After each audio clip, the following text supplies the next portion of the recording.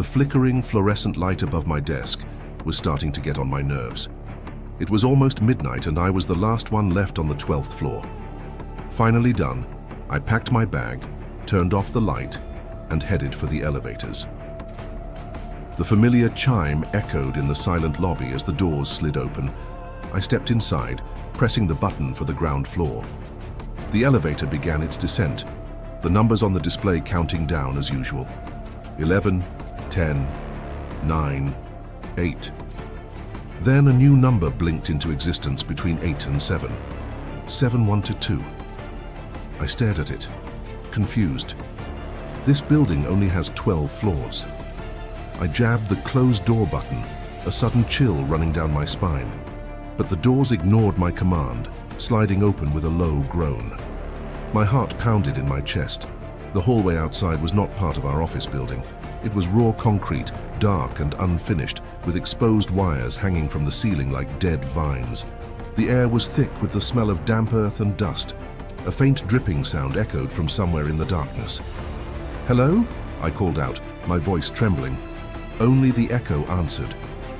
I took a hesitant step back, wanting nothing more than to get out of there. I frantically pushed the button for the lobby again, then every other button, but none of them lit up. The elevator was dead. I was trapped, staring into the abyss of a floor that shouldn't exist. The next morning, the elevator was working perfectly. I felt like I had imagined the whole thing, a stress-induced hallucination after a long week. Still, I reported the incident to security. They checked the system logs, looked at me like I was crazy and said, "There's no floor 712, sir, never has been." I tried to forget about it, burying myself in work. But later that afternoon, a memo circulated. Sarah from accounting hadn't shown up for work. She was last seen leaving the office late last night, taking the same elevator. A cold dread washed over me. It wasn't a dream. Security was now taking it seriously. They pulled up the CCTV footage from the elevator. There was Sarah, looking tired, getting in on the 10th floor. The camera showed the numbers descending. Then, just as it passed the 8th floor, the feed dissolved into a mess of static. When the image cleared for a split second, the display read 712. The doors were open, revealing the same dark, unfinished hallway I had seen. For a terrifying moment, a tall, slender shadow loomed behind Sarah before the screen went completely black. She was gone. Panic started to spread through the office like a virus. Maintenance was called in to inspect the elevator shaft. They spent hours rappelling down the cables, checking every inch of the mechanics. "Everything's normal," the lead technician reported back, scratching his head. "The shaft is clean, no obstructions, no hidden landings." But one of the younger guys, a kid named Leo, looked pale. He pulled the foreman aside and whispered, "I swear, between the 7th and 8th floors, I heard voices, faint, like they were coming through the walls." Dismissing it as an echo, his boss told him to get back to work. Leo leaned into the shaft for one last look, his flashlight beam cutting through the darkness. Then he screamed. Something dark and fast had shot out from the void and snatched the flashlight right out of his hand, pulling it into the abyss below. After that, chaos ensued. The elevators became unpredictable. You'd press for the 5th floor and end up on the 11th. You'd call for one, and all 3 would arrive at once, their doors opening to an empty car. But the worst part was that more and more often, no matter which button you pressed, the elevator would go directly to that phantom floor. 712 would flash on the display, and the doors would slide open to that concrete hellscape. People were terrified. The stairwells became packed with employees, everyone avoiding the elevators like a plague. Management sent out emails telling everyone to remain calm, but you could see the fear in their eyes.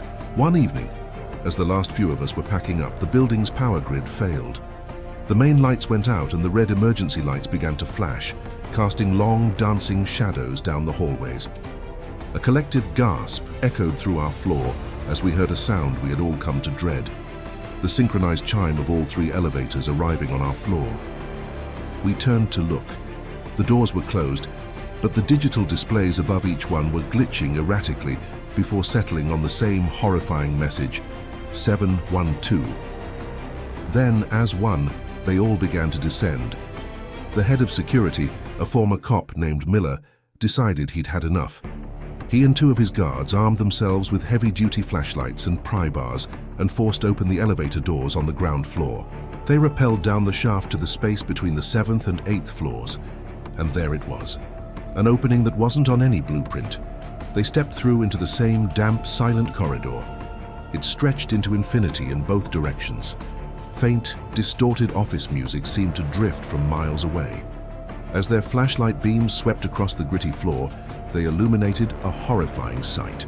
Dozens of company ID cards scattered like fallen leaves. Sarah's was there.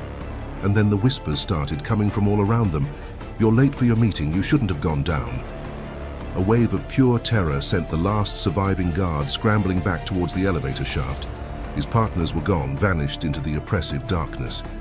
He could hear the whispers morphing into faint, familiar laughter.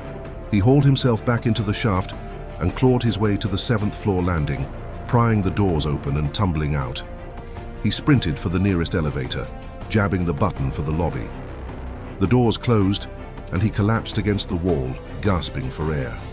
As the elevator began to move, he looked at the reflection in the polished steel doors. Figures were emerging from the dark corridors of 712. Twisted, silent versions of his missing colleagues, their faces stretched into wide, blank smiles. The elevator chimed. The doors opened. He wasn't in the lobby. He was right back where he started. The smiling figures were waiting for him.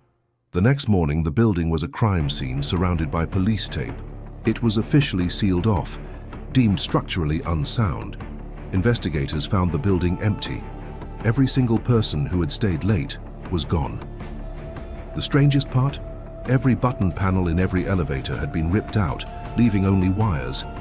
Yet the digital displays were still active, flickering erratically. A lone detective watched as the display above the central elevator lit up, the numbers cycling randomly before stopping. The red text glowed in the dim light of the abandoned lobby, going down to 712. Some floors are built by mistake, others are built for something waiting to come up. Thanks for watching. If this story sent a shiver down your spine, don't forget to like, subscribe, and hit that notification bell for more tales from the shadows.